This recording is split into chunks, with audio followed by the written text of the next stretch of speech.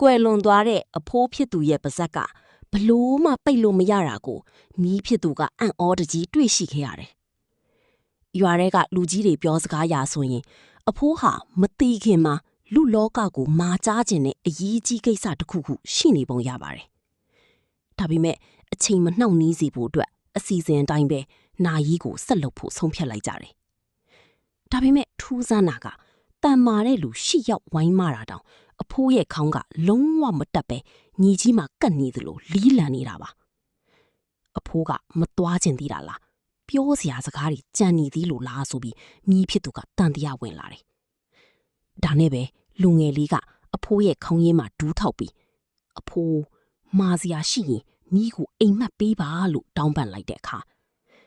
မကြွနိုင်လောက်အောင်လီးလံနေတဲ့ခေါင်းကအံ့ဩစရာကောင်းလောက်အောင်ပေါ့ပါသွားပြီးမလို့ရသွားပါတော့တယ်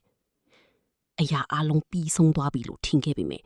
အဲ့ဒီညမှာပဲလူငယ်လေးအိမ်နေတော့တယောက်ကသူ့ကိုရက်ခတ်ပြီးနေတာကိုခံစားလိုက်ရတယ်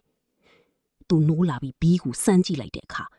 အီးဆက်ဆက်ခဏကိုတစ်ခုကိုစမ်းမိသွားတယ်။ပါစက်ကြီးဟာပြီးဘီးမှာအိမ်နေတဲ့အဖိုးကိုပြန်တွေ့လိုက်ရတဲ့အခါမှာတော့တအိမ်လုံးထိတ်လန့်တုန်လှုပ်သွားကြပါတော့တယ်။ရွာတွေကပညာရှင်တွေလာကြည့်တဲ့အခါမှာတော့နောက်ထပ်အပိုင်းကိုစောင့်ကြည့်ပေးပါအောင်ခေါင်းထဲကနေပြန်ထွက်လာတာလို့ပြောလိုက်တဲ့အခါ